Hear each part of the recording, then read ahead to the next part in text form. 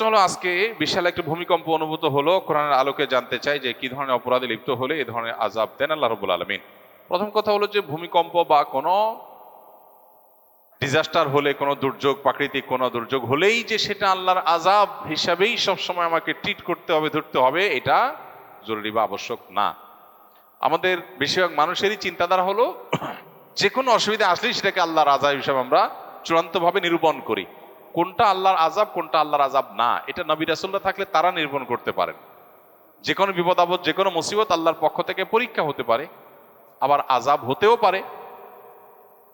এখন কোনটা আযাব, কোনটা আল্লাহর পক্ষ থেকে পরীক্ষা, কোনটা আল্লাহ কি জন্য করেছেন সেটা তো আমি জানি না। আমি কিভাবে নিরূপণ করব?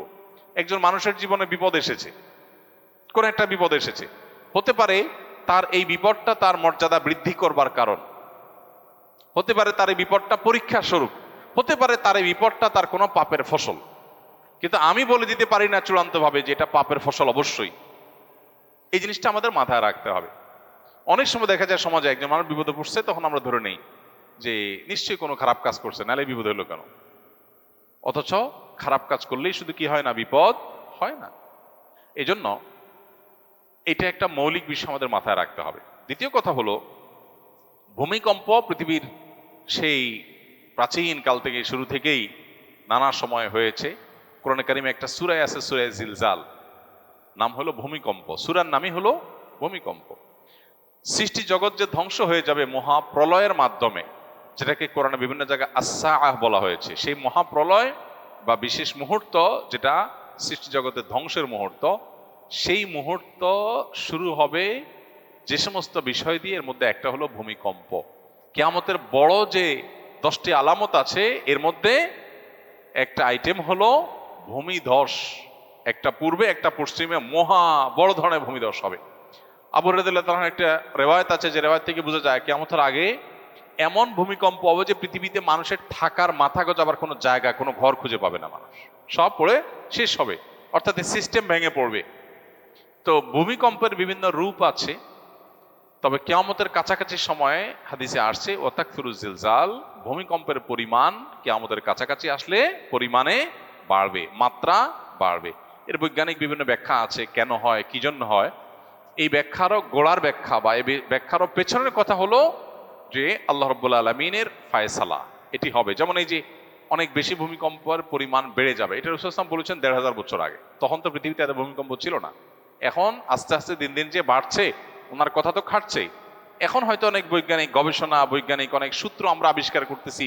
হ্যাঁ, প্লেটের পরিবর্তনের কারণে, এটা সেটার কারণে আমরা বলতে পারছি যে ভূমিকম্প হচ্ছে। কিন্তু নবী সাল্লাল্লাহু আলাইহি ওয়াসাল্লাম যখন বলেছেন, তার কাছ থেকে কোনো বৈজ্ঞানিক গবেষণার কোনো ফলাফল ছিল না, কিন্তু সেটা খাটছে অক্ষরে অক্ষরে। তাহলে বোঝা গেল যে বৈজ্ঞানিক ব্যাখ্যা গবেষণা থাকতে পারে, সেগুলো সত্য হোক, কোনো অসুবিধা নেই, সত্য হতে পারে, সত্য। এরপরও এর চেয়ে মহাসত্য হলো এটা আল্লাহর ফয়সালা, এটা আল্লাহর ফয়সালা, এবং সেজন্য হচ্ছে। বৈজ্ঞানিক যোগ বিয়োগ ব্যর্থ হয়ে যেতে পারে, ভুল প্রমাণ হয়ে যেতে পারে, আল্লাহর ফয়সালা ভুল হওয়ার কোনো সুযোগ নাই। এজন্যই তো দেখা যায় এই যে কোভিড-19 সময় আমরা দেখেছি অনেকে পরিপূর্ণ নিরাপদ জায়গায় ছিলেন, আবার কোভিডে আক্রান্ত হয়ে গেছে। আরেকজন সারাক্ষণ কোভিডের রোগীর কাছে ছিলেন, তার কিছুই হয় নাই। তাহলে বৈজ্ঞানিক যুক্তিতে একজন লোক সেফ ছিল, সে তো ভালো থাকার কথা, কিন্তু ভালো থাকে নাই, তাই না?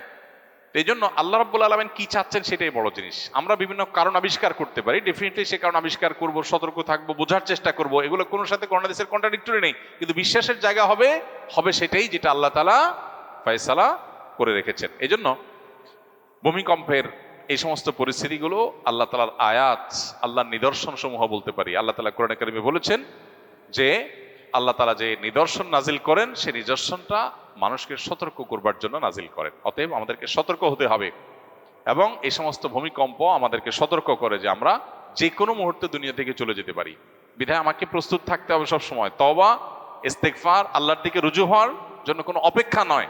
এখনই এই মুহূর্তে আমার তওবা করে ফেলতে হবে, হতে পারে এর পরের মুহূর্তে আমি আর সুযোগ পাবো না। দুনিয়াটা যে খুবই ক্ষণস্থায়ী, এটাকে আমরা যতটা পার্মানেন্ট মনে করি, যেভাবে এটার জন্য আমাদের প্রিপারেশন থাকে, তাতে মনে হচ্ছে অনন্তকাল থাকবো, সেটা যে ভুল। এটা আল্লাহ তাআলা এই সমস্ত ঘটনার মধ্য দিয়ে আমাদেরকে বারবার করে বার্তা দেন, স্মরণ করান। নবী রাসূলরা এসে যে কাজটি করাতেন, স্মরণ করাতেন সেটি। অতএব আল্লাহ তাআলা আমাদেরকে এগুলো থেকে শিক্ষা গ্রহণ করবার তৌফিক দান করুন। গুনাহ করলে অন্তরে দাগ পড়ে, কথাটি কতটুকু সত্য? যদি সত্যি পড়ে থাকে তাহলে কেন পড়ে এবং এই দাগ কাটানোর উপায় কি? উত্তর হলো, গুনাহ করার ফলে অন্তরে দাগ পড়ে এ মর্মে সম্পূর্ণ পরিষ্কার একটি বিশুদ্ধ হাদিস আছে। নবী সাল্লাল্লাহু আলাইহি সাল্লাম বলেছেন, বান্দা যখন কোনো গুনাহ করে তার অন্তরে নোক্তাতুন সাউদা বা কালো একটি দাগ পড়ে। গুনাহ যদি বড় হয় দাগ হয়তো বড় হয়, গুনাহ ছোট হলে দাগটা ছোট হয়। তো এইভাবে অন্তরে যখন দাগ পড়ে, মানুষের অন্তরটা হলো আয়নার মতো। অন্তর দিয়ে মানুষ অনুধাবন করে, ভালো মন্দ পরখ করে, বুঝে। তো গুনাহের ফলে একটা দাগ পড়ে, আরেকটা গুনাহ পড়ে আরেকটা দাগ পড়ে, এইভাবে গুনাহ করতে করতে অন্তরের উপর আস্তে আস্তে দাগ পড়ে, সেটা মলিন হয়ে যায়, অন্ধকার হয়ে যায়। আর এর ফলে কি হয়? এই অন্তরে আর ভালো কিছু নিরূপণ করার শক্তি থাকে না। এই জন্য দেখবেন যারা পাপাচার করতে করতে করতে সব রকমের পাপ করে, নামাজ পড়ে না, গুনাহ করে, গান বাদ্য মাদক হারাম সবকিছুতে ডুবে থাকে, এই মানুষগুলো দেখবেন খুব সহজে সঠিক পথে ব্যাক করে না এবং তারা ভালো মন্দ বুঝতে পারে না। কারণ ওই যে একটা স্বচ্ছ আয়না, আমরা যখন চেহারা দেখি, চেহারার ভালো মন্দ দিকগুলো আয়নায় দেখা যায়, তখন আমরা ঠিক করি, ওইটা সংশোধন করি। কিন্তু যদি আয়নাটাই সব দাগে ভরা থাকে, তাহলে ওই আয়নাতে আমার সমস্যা ধরা পড়বে না। ঠিক একইভাবে গুনাহ করতে করতে মানুষের অন্তর যখন কালো হয়ে যায়, তখন সে অন্তর দিয়ে ভালো আর মন্দ পথ সে বের করতে পারে না। ওইটা ওই ময়লা আয়নার মতো, ভালো মন্দ বোঝা যায় না ওইটা দিয়া, তার অন্তর দিয়ে ভালো মন্দ বোঝা যায় না এবং তার অন্তরে মোহর পড়ে যাওয়ার মতো অবস্থা তৈরি হয়। এখন প্রশ্ন হলো, এই অন্তরের কালো দাগ দূর করবার উপায় কি? উত্তর হলো, এই অন্তরের কালো দাগ দূর করবার উপায় হলো তওবা। এর উপায় কি? তওবা। বান্দা যখন কোনো গুনাহ করে দাগ পড়ে, এই দাগ মোছার উপায়টা কি? ডিলেট করার উপায়টা কি? এটা ডিলেট করার জন্য রিমুভার হলো তওবা। বান্দা যখন খাঁটি অন্তরে লজ্জিত অনুতপ্ত হয়ে নিজেকে ভৎসনা করে আর এই গুনাহ এই পাপ সে আর করবে না এই মর্মে সংকল্প করে, তখন তার অন্তরের দাগটা আল্লাহ মুছে দেন। আত্তা ইবমিনা জাম্বি কামাল্লা জাম্বালা। গুনাহ করার পর যখন তওবা করে মানুষ ফিরে আসে, তখন যে গুনাহ হওয়ার কারণে যে সমস্যা হয়েছে সেটা একদম মুছে সাফ হয়ে যায়, কেমন যেন সে গুনাহই করে নাই। এই জন্য তওবাটা আমাদেরকে নিয়মিত করতে হবে এবং তওবা অব্যাহত রাখলে ইনশাআল্লাহ অন্তরটা পরিষ্কার হবে। আল্লাহ তাআলা কিয়ামতের ময়দানে জিজ্ঞাসা করবেন, অন্তরটাকে আমরা পরিচ্ছন্ন আনতে পারলাম কিনা। ইয়াউমা লা ইয়ানফাউ মালুন ওয়ালা বানুন ইল্লা মান আতাল্লাহা বিকলবিন সালিম। আল্লাহর কাছে যে একটা ফ্রেশ অন্তর নিয়ে যেতে পারবে, সে কিয়ামতের দিন মুক্তি পাবে, আর না হলে মুক্তি পাবে না। এই জন্য অন্তরকে ফ্রেশ করার জন্য গুনাহ হলে সাথে সাথে তওবার রিমুভার দিয়ে মুছে ফেলতে হবে। অনবরত তওবা করে নতুন সংকল্প করে পরিবর্তিত হতে হবে। এই যে ভূমিকম্প গেল, একটা অ্যালার্মিং একটা বিষয়, একটা বার্তা। আমি এখনই শেষ হয়ে যেতে পারতাম, বাট আল্লাহ আমাকে সুযোগ দিয়েছেন, তাহলে আমি তওবা করি যে আল্লাহ আমি আর আপনার অবাধ্য হব না, নাফরমানে যাব না, হারামে যাব না। এই যে নতুন সংকল্প করলাম, সেটাকে টিকিয়ে রাখার জন্য সংগ্রাম করলাম, এটাই তওবা। এর মধ্য দিয়ে অন্তরে আগে যে গুনাহ হয়েছে সেটা পরিষ্কার হয়ে যাবে ইনশাআল্লাহ। এরপরে প্রশ্ন হলো, আমার স্ত্রী গত 12ই আগস্ট আমাকে তালাকের নোটিশ পাঠায় এবং 27শে আগস্ট সে আবার আমার কাছে ফিরে আসে। পরবর্তীতে 7ই মে সেপ্টেম্বর সে আবার আমাকে ছেড়ে চলে যায়। সুতরাং রাষ্ট্রীয় আইনে 12ই নভেম্বর 2025 আমাদের তালাক কার্যকর হয়। আমার জানার বিষয় এই যে ইসলামী শরিয়া মোতাবেক হয়েছে কিনা, অথবা হয়ে থাকলে কবে সেটি কার্যকর হবে, শরিয়া মোতাবেক আমার করণীয় কি? তালাকের বিষয়ে আমরা সবসময় বলি যে তালাকের বিষয়ে কোনো ভালো আলেমের কাছে, কোনো মুফতির কাছে অথবা কোনো ফতোয়া বিভাগে গিয়ে বিস্তারিত কাগজপত্র দাখিল করে জানার চেষ্টা করবেন। যেমন আপনার স্ত্রী কি লিখেছে, সেখানে কি লেখা ছিল সেটা জানতে হবে, তারপর উত্তর দেওয়া যাবে। এই জন্য সেটা নিয়ে যেতে হবে, সেটা লেখা তার রাইট আছে কিনা সেটা দেখার জন্য আবার কাবিননামা আনতে হবে। এই জন্য কাগজপত্র নিয়ে ডিটেল জেনে তারপর তালাকের মাসালা উত্তর দেন। তালাকের বিষয়টা তো ছেলে খেলা না, যে মনে চাইলো যা মুখ দিয়ে আসলো বলে দিলাম আর এটা সমাধান এরকম 1-2 শব্দে যখন তখন আমি নিয়ে এলাম। বিষয়গুলো এত ইজি না।